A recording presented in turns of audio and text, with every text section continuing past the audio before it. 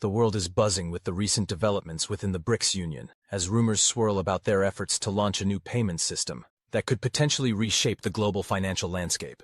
There's even speculation about a common currency among BRICS nations, a bold move that could challenge the dominance of the US dollar, a currency that has ruled global trade for decades. This ambitious plan has been particularly promoted by media sources close to Russia and China, two of the most influential members of the bloc.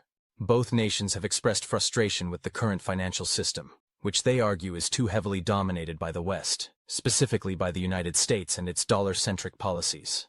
The plan, if it comes to fruition, could serve as an alternative to the financial systems controlled by the West, but its success is far from guaranteed.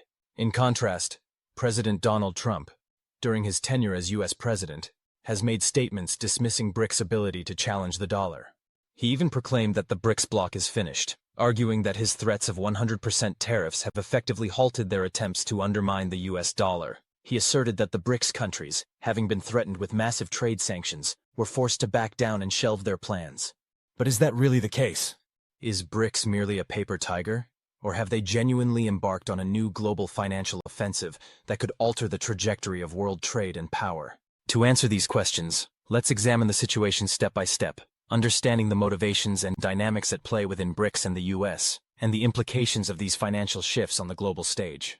BRICS is made up of 5 countries: Brazil, Russia, India, China, and South Africa. Together, they represent more than 40% of the global population and approximately a quarter of the world's GDP. Despite their vast geographical distance and cultural differences, BRICS nations share a common interest in reducing their dependence on Western-dominated global financial systems. At the core of BRICS's agenda is the idea of creating an alternative to the institutions and systems controlled by the US and its allies, namely the US dollar and the Society for Worldwide Interbank Financial Telecommunication, SWIFT network. BRICS nations have long expressed dissatisfaction with the way Western institutions, particularly the International Monetary Fund, IMF, and the World Bank, control much of the global financial flow. These institutions were designed in the post-World War II era to stabilize the global economy, but over time, they have become symbols of US dominance in global affairs. As a result, countries like Russia, China, and Brazil have often felt sidelined or oppressed by the very system they helped to build. In the face of this, BRICS nations have been exploring ways to break free from these systems. For instance, the group has discussed creating a new global payment system that would allow them to trade amongst themselves and with other countries without relying on the US dollar or the Western-controlled SWIFT network. While this is still in its early stages, countries like China and Russia have already developed alternative systems, such as the Russian Financial Messaging System, SPFS, and China's Cross-Border Interbank Payment System, CIPS. These systems aim to reduce the bloc's dependence on SWIFT and the US dollar, both of which have been used as tools for geopolitical leverage by the US and its allies. These moves reflect a growing desire among BRICS countries to assert greater control over their economic destinies.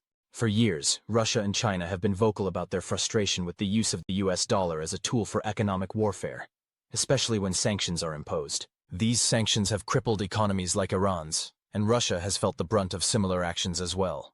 By establishing an independent payment system, BRICS hopes to protect itself from future financial sanctions and create a more equitable global financial structure.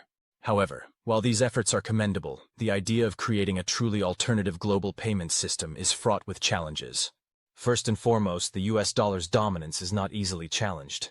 As of today, the US dollar remains the world's primary reserve currency, used in the vast majority of global transactions. For BRICS to succeed in reducing the dollar's dominance, they would need to convince other nations to adopt their proposed payment systems and move away from the dollar.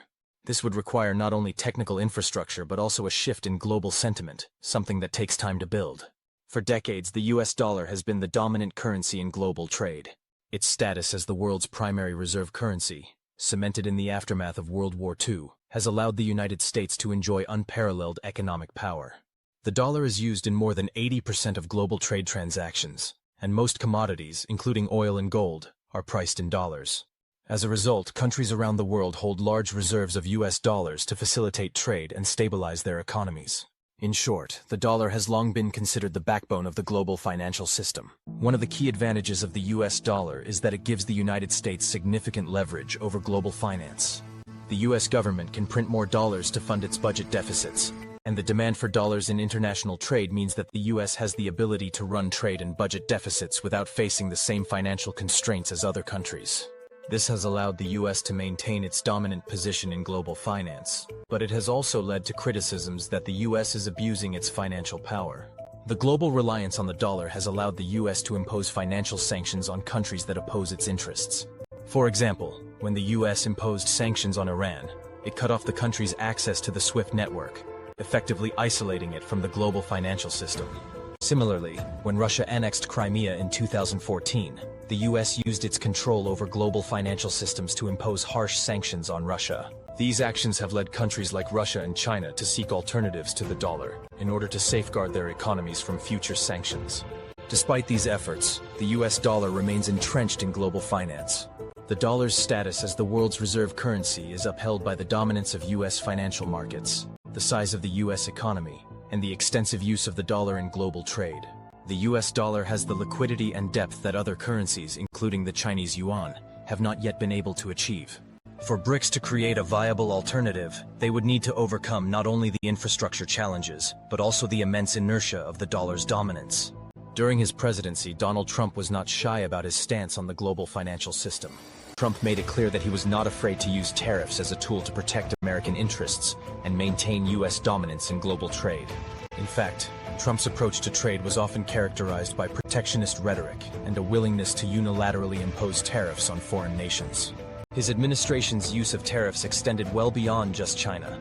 Countries like Europe, Mexico, and Canada were also targeted by US trade policies. In the case of BRICS, Trump made several statements warning the group about its attempts to undermine the US dollar. He threatened to impose 100% tariffs on goods from BRICS countries if they continued to pursue alternatives to the dollar. These threats were designed to intimidate BRICS into backing down and abandoning their efforts to create a new global financial system. Trump's argument was simple.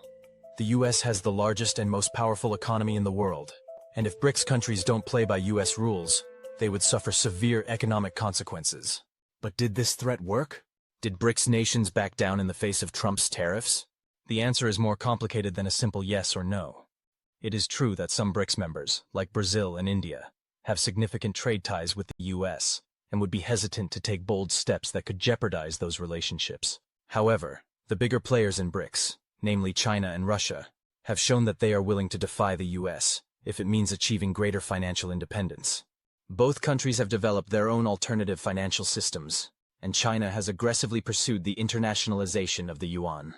One of the biggest challenges for BRICS is the internal divergence of its members. While they share common goals, each country has different economic priorities, political systems, and levels of development. These differences have led to varying levels of commitment to BRICS' ultimate goal of de-dollarization. China, as the world's second-largest economy, has the most ambitious plans to reduce its reliance on the US dollar. China's Belt and Road Initiative, BRI, is designed to foster economic cooperation across Asia, Africa, and Europe, and part of this initiative includes reducing the use of the US dollar in trade transactions. In fact, China has signed numerous agreements with countries to trade in local currencies, bypassing the dollar entirely. Russia, too, has been a vocal critic of the US dollar's dominance. After facing Western sanctions, Russia has taken steps to reduce its reliance on the dollar. The country has invested heavily in gold and other alternative assets, and it has built its own payment system, SPFS, to avoid using SWIFT. On the other hand, Brazil and India have been more cautious in their approach. While they are not completely opposed to de-dollarization, they have emphasized the importance of maintaining good trade relations with the US. Brazil, for example, has expressed concerns about a full-fledged common BRICS currency. Instead, Brazil has pushed for local currency agreements with countries like China and Argentina, opting to bypass the US dollar in certain trade transactions without creating a single shared currency. Looking ahead, the question remains, will BRICS succeed in its quest to reduce reliance on the US dollar, or will the bloc's internal divisions and external pressures from the US prevent significant progress? The truth is that a full-fledged break from the US dollar is unlikely in the near future.